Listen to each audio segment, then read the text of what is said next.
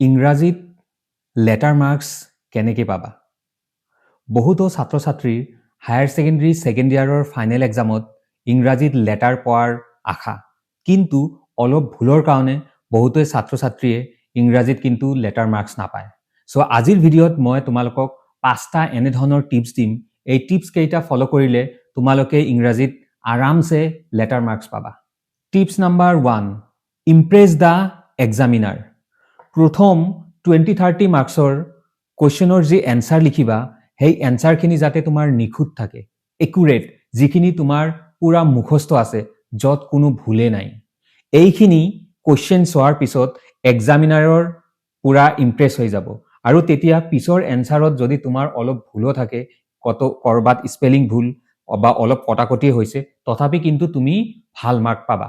চ' মনত ৰাখিবা, ফাৰ্ষ্ট 2-3 পেজৰ বা 20-30 মাৰ্কছৰ কুৱেশ্যনৰ যি এনচাৰ বহুত ভালকৈ লিখিবা। আৰু প্ৰথমতে তোমালোকে শ্বৰ্ট কুৱেশ্যনৰ এনচাৰ লিখিবা। 1 মাৰ্কৰ কুৱেশ্যন, বা তোমালোকে গ্ৰামাৰ যদি ষ্ট্ৰং হোৱা, গ্ৰামাৰেৰে তোমালোকে এনচাৰ লিখা আৰম্ভ কৰিব পাৰিবা। ছেকশ্যন 8 তোমালোকৰ থাকে ৰিডিং স্কিল, আৰু ৰিডিং স্কিলৰ পৰা তোমালোকৰ 10 মাৰ্কছ থাকে। এইটো মনত ৰাখিবা যে ৰিডিং স্কিল প্ৰথম ছেকশ্যনত প্ৰথম কুৱেশ্যন হ'লেও এইটো যে তোমালোকক প্ৰথমেই এনচাৰ লিখিব লাগিব তেনেধৰণৰ নহয়। এইটো তোমালোকে পিছত লিখাই ভাল, কাৰণ ইয়াৰ পৰা 2-3 মাৰ্কৰ কুৱেশ্যন এনেধৰণৰ থাকে, এণ্টনিম, চিননিম বা মিনিং বিচাৰিব দিয়ে। এইখিনি হয়তো তোমাৰ কাৰণে টান লাগিব পাৰে। আৰু এই পেছেজ, আনচিন পেছেজ পঢ়ি এনচাৰ উলিওৱাটো অলপ টাইম কনজিউমিং হয়। চ' প্ৰথমতে যদি তোমাৰ বেছি সময় তাতে যায়, তেন্তে পিছত কিন্তু তোমাৰ টাইম মেনেজ কৰা অলপ কষ্ট হ'ব। চ' সেইকাৰণে তোমাৰ আনচিন পেছেজটো অলপ পিছত তুমি লিখিব পাৰিবা। আৰু মনত ৰাখিবা, আনচিন পেছেজটো ৰিডিং কৰাৰ আগতে প্ৰথমতে তুমি কুৱেশ্যন কেইটা পঢ়ি ল'বা, আৰু কুৱেশ্যন কেইটা পঢ়াৰ পিছতে তুমি আনচিন পেছেজটো পঢ়িবা।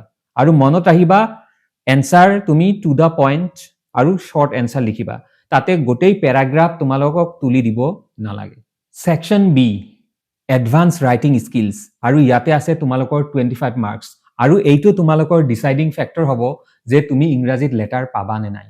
এই 25 মাৰ্কছৰ পৰা তোমাক মিনিমাম 20+ পাব লাগিব। আৰু এইটো বহুত স্ক'ৰিং ছেকশ্যন হয়।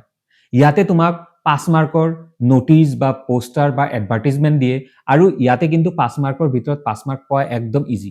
অকল ৰাইটিং ছেকশ্যনত তোমালোকে এটা কথা মনত ৰাখিবা, ফ'ল' দ্য ফৰ্মেট। ফৰ্মেটটো পুৰা ফ'ল' কৰিবা। ধৰা এটা নটিচ লিখি আছা, নটিচৰ প্ৰথমত কি লিখিব লাগিব? Name of the institution. তাৰপিছত কি লিখিব লাগিব? হয়তো তোমাক নটিচ, তাৰপিছত heading, date, body of the letter, আৰু লাষ্টত ছিগনেটৰী, ডেজিগনেশ্যন, এইখিনি লিখিব লাগিব। চ' তোমাৰ ফৰ্মেটটো ফ'ল' কৰা ৰাইটিং ছেকশ্যনত বহুত ইম্পৰ্টেণ্ট। চ' এইটো মনত ৰাখিবা, follow' the format. Job application যদি তুমি ভালকৈ লিখা, তোমাৰ প্ৰথমত এপ্লিকেশ্যনটো, তাৰপিছত বায়'ডাটা, তেন্তে কিন্তু তুমি তাৰ পৰা 10 মাৰ্কছৰ ভিতৰত 10 মাৰ্কছে পোৱাৰ তোমাৰ সম্ভাৱনা আছে। আৰু ৰিপৰ্ট ৰাইটিঙো অলপ মাৰ্ক কাটে, হয়তো 1-2 মাৰ্ক কাটিব পাৰে, তথাপি অভাৰঅল তুমি 25ৰ ভিতৰত 20+ পাবা। আৰু মনত ৰাখিবা, ৰাইটিং ছেকশ্যনত তোমাক ঘৰত বহুত প্ৰেক্টিচ কৰিব লাগিব। লাষ্ট 10-15 ইয়াৰ্ছৰ যিবোৰ পৰীক্ষাত কুৱেশ্যন আহিছিল, এই কুৱেশ্যনবোৰ তুমি ঘৰত লিখি লিখি পুৰা মুখস্থৰ নিচিনা কৰা, আৰু ফৰ্মেটটো যাতে তোমাৰ পুৰা মুখস্থ হৈ যায়। So' practice previous years question at home, আৰু লিখিবা বাৰে বাৰে লিখিবা, তেতিয়াহে তোমাৰ মনত থাকিব। ছেকশ্যন চিত গ্ৰামাৰত তোমালোকৰ 20 মাৰ্কছ আছে, আৰু গ্ৰামাৰ ছেকশ্যন তোমালোকৰ হাইয়েষ্ট স্ক'ৰিং ছেকশ্যন হয়। তাতে 100% তোমাক স্ক'ৰ কৰাৰ চেষ্টা কৰিবা।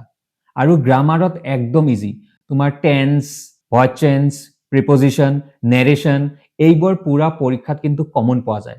অকল তোমালোকে এটা বস্তু কৰিবা, তোমালোকৰ যি কুৱেশ্যন বেংকত লাষ্ট 15-20 ইয়াৰ্ছৰ যিবোৰ কুৱেশ্যন আছে, সেই কুৱেশ্যনবোৰ পুৰা তোমালোকে ঘৰত প্ৰেক্টিচ কৰিবা, আৰু ইমান বাৰ প্ৰেক্টিচ কৰিবা যাতে তোমাৰ মুখস্থৰ নিচিনা হৈ যায়, আৰু তেতিয়া তুমি তাৰ পৰাই কমন পাবা। চ' মনত ৰাখিবা, গ্ৰামাৰ ছেকশ্যনত প্ৰেক্টিচ এণ্ড প্ৰেক্টিচ। ছেকশ্যন ডিত তোমালোকৰ টেক্সট বুকৰ পৰা 45 মাৰ্কছৰ কুৱেশ্যন আহে, আৰু 45 মাৰ্কছৰ পৰা এৰাউণ্ড 40 পোৱা বহুতেই সহজ।